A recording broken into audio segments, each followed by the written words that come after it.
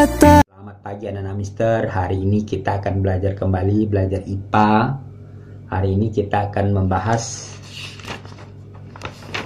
latihan penilaian subtema 1 ya. Halaman 213. Jadi buka bukunya halaman 213. Nanti mister kasih tahu jawabannya, boleh dicontreng atau disilang. Nomor 1. Pernyataan yang benar mengenai perak ditunjukkan oleh nomor apa itu? 1, yang B ya, 1, 2, dan 4. Kenapa? Karena perak itu memiliki nilai ekonomi tinggi karena dia perhiasan. 2, merupakan sebuah zat tunggal karena perak unsur. 4, tidak dapat diuraikan menjadi komponen yang lebih kecil. Unsur tidak dapat diuraikan menjadi komponen yang lebih kecil. Pernyataan yang benar mengenai udara di atmosfer ditunjukkan oleh nomor. Jawabannya adalah D, 3 dan 6. Kenapa? Karena udara itu merupakan kumpulan dari 2 zat atau lebih. Jadi di udara itu ada karbon dioksida, ada oksigen, ada nitrogen. Kemudian 6, yaitu udara itu merupakan campuran homogen karena semua gas-gas itu menyatu. Jadi oksigen, nitrogen itu menyatu, tidak terpisah-pisah. Nomor 3. Pernyataan yang benar mengenai pasir di pantai ditunjukkan oleh nomor. Jawabannya adalah C, 3 dan 5. Kenapa? 3 merupakan kumpulan dari 2 zat atau lebih. Di pasir di pantai itu banyak sekali zat-zatnya. Ada kaca mungkin, ada pasir, ada kotoran, dan merupakan campuran heterogen karena dia tidak menyatu. Jadi pasir di pantai itu tidak menyatu. Jadi pasirnya tersendiri, kotorannya tersendiri, kacanya tersendiri. Lanjut, nomor 5. Nomor 4 dulu. Pernyataan yang tidak tepat mengenai materi adalah yang tidak tepat, yang salah. Memiliki massa, benar. Menempati ruang, benar. Dapat diukur volumenya, benar.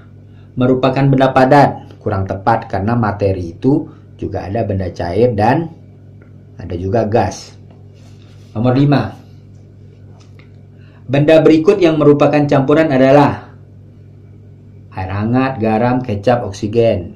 Campuran itu adalah kecap karena kecap itu campuran dari kacang kedelai hitam ya, dengan air, dengan garam dan sebagainya.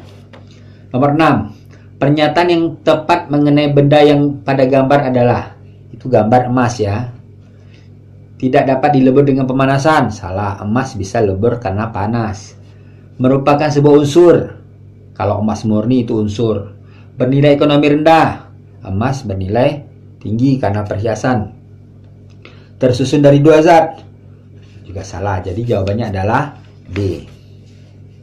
Nomor 7. Benda berikut yang merupakan zat tunggal.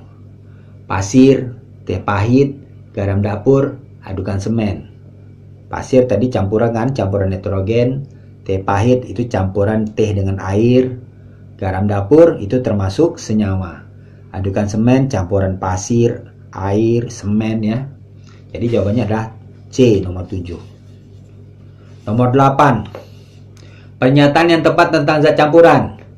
Terdiri atas zat terlarut saja. Salah. Terdiri atas zat pelarut berbeda jenis. Tidak harus. Tidak dapat disaring dan diendapkan. Salah. Terdiri atas 2 atau lebih zat penyusun. Benar. Jadi campuran itu terdiri atas 2 zat atau lebih. Nomor 9. Amati gambar berikut. Itu gambar kopi ya. Air kopi, secangkir kopi. Berikut yang tidak termasuk komponen benda pada gambar di atas. Air ada. Panas, kopi ada, gula ada, garam nggak ada, tidak ada yang mencampurkan kopi dengan garam. Nomor 10. Teh hangat yang diminum ibu terasa terlalu manis. Untuk mengurangi rasa manisnya, yang harus dilakukan ibu adalah, kalau terlalu manis diapain? Ditambah airnya. Jadi jawabannya A. Lanjut, nomor 11. Sup ayam terasa gurih karena menggunakan garam ya. Jika tanah merah dicampurkan ke dalam air jernih akan terlihat berwarna merah atau keruh. Nomor 13. Larutan oralit yang biasa dikonsumsi ketika diare merupakan campuran antara air, garam, dan gula. 14. Jika kamu ingin menikmati sup ayam dengan rasa pedas dan asin, zat yang ditambahkan apa? Garam dengan cabai. 15. Perhatikan gambar berikut. Zat murni yang digunakan untuk membuat benda pada gambar di atas itu apa? Uang logam. Zat murni yang dipakai adalah tembaga. Nomor 16. Apa yang dimaksud dengan campuran? Campuran itu adalah gabungan dari dua zat atau lebih. Itu adalah campuran. Mengapa kecap termasuk campuran? Karena di kecap itu ada dua zat. Ada air, ada kedelai hitam. Tersusun dari apa saja logam baja? Logam baja itu adalah campuran dari besi, krom, mangan, dan nikel. Ya. Perhatikan gambar berikut. Itu gambar apa? Gambar biji besi yang belum dibentuk. Berarti dia masih murni. Berarti dia adalah unsur, ya, unsur. 20. Tuliskan campuran gas pembentuk atmosfer bumi. Ya, di atmosfer bumi kita ini banyak sekali gas-gas, ya. Ada oksigen, ada karbon dioksida, nitrogen, ya. Apakah yang paling banyak terkandung di atmosfer bumi? Yang paling banyak itu adalah gas nitrogen. Lanjut, ya. Cepat ya. Kemudian kita lanjutkan.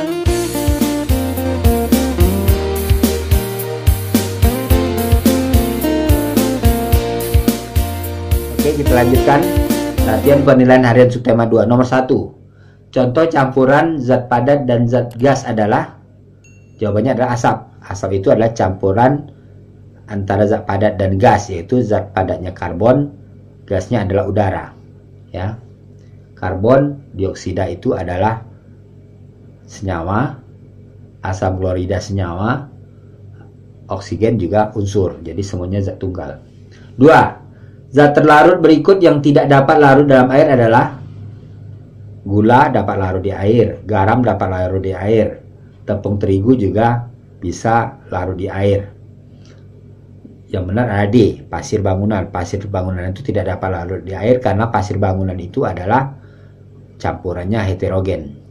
3. Gula pasir yang dicampurkan ke dalam air lama-lama akan menghilang. Hal ini kenapa? Karena air melarutkan gula pasir. Jadi yang benar B. Yang A salah, C salah, D salah. Nomor 4. Jika serbuk garam dan gula pasir dilarutkan bersamaan di dalam air, yang terjadi adalah? Jawabannya adalah C. Keduanya dapat larut dalam air. A, B, dan D salah. Nomor 5. Jika serbuk kayu dan batu kerikil dilarutkan dalam air, yang terjadi adalah? D. Keduanya tidak dapat larut di dalam air. Ya, serbuk kayu dan batu kerikil itu adalah campuran heterogen, jadi nggak bisa larut. Yang larut itu yang homogen. 6. Minyak sayur dan air yang dicampurkan akan membentuk campuran heterogen karena minyak sayur itu ada bidang batasnya. Jadi kalau dicampurkan dengan air maka nanti airnya di bawah, minyak sayurnya di atas. Ya, jadi yang benar D. 7. Jika gula pasir dan biji wijen dimasukkan ke dalam air kemudian diaduk, akan mengendap di bagian dasar wadah adalah? A. Biji wijen. Biji wijen itu akan mengendap di bagian dasar. Gula pasir akan larut. Keduanya mengendap, itu salah. D juga salah. Jadi A ya. 8. Jika air jernih dicampurkan dengan 3 tetes tinta hitam, larutannya akan terlihat? Jawabannya adalah A. Lebih gelap. Lebih jernih salah. Tidak berbeda dengan air jernih salah. Lebih pekat warnanya daripada tinta juga salah. Karena dia sudah terlarut. 9. Peristiwa yang menghasilkan campuran homogen yang dapat kita jumpai sehari-hari, Ayah Nina mencampurkan air dan minyak, bukan homogen, itu heterogen. 10. Dedi mengaduk gula pasir di dalam air teh hangat, itu termasuk larutan. Jadi jawabannya adalah B. C salah, D dan D juga salah. Oke, kita lanjut. Nomor 10. Campuran yang setelah diaduk tidak menyisakan endapan di bagian dasar wadah disebut campuran homogen. Kalau ada endapan berarti dia heterogen, ya. Oke, lanjut yang B. Yang nomor 11. Jika air tanah dan pasir dicampurkan akan terbentuk campuran heterogen, ya. Heterogen karena mempunyai bidang batas.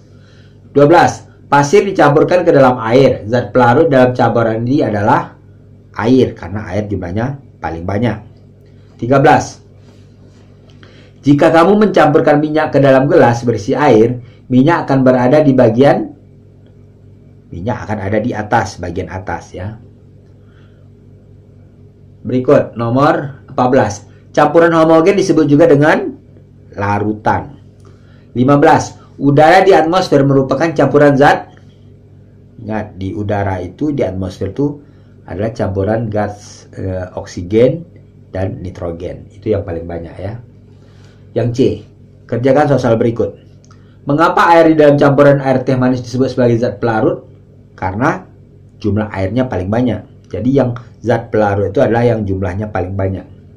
17. Tuliskan 3 bahan yang dapat larut dan tidak larut dalam air yang ada di kehidupan sehari-hari dan kegunaannya. Nah, yang dapat larut apa? Garam, ya, air garam, air gula, air cuka, itu banyak digunakan untuk obat, untuk minuman, ya. Juga untuk oralit juga gitu. Kemudian yang tidak dapat yang tidak larut dalam air ialah campuran pasir, campuran air dengan pasir, campuran air dengan tepung untuk kue, campuran air dan kopi. 18. Tuliskan 2 contoh campuran zat padat dan zat padat. Apa? Ya, besi dengan krom itu menghasilkan baja. Ya, besi dengan nikel itu menghasilkan sendok.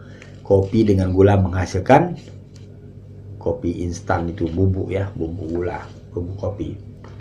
19. Tuliskan 3 contoh campuran yang membentuk larutan. Uraikan zat pelarut dan zat terlarut. Nah, apa yang membentuk larutan? Misal air dengan sirup, ya.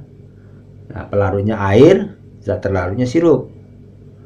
Campuran air dan gula, zat pelarutnya air, zat terlarutnya gula, pelarutnya air. Pokoknya pelarut itu yang paling banyak.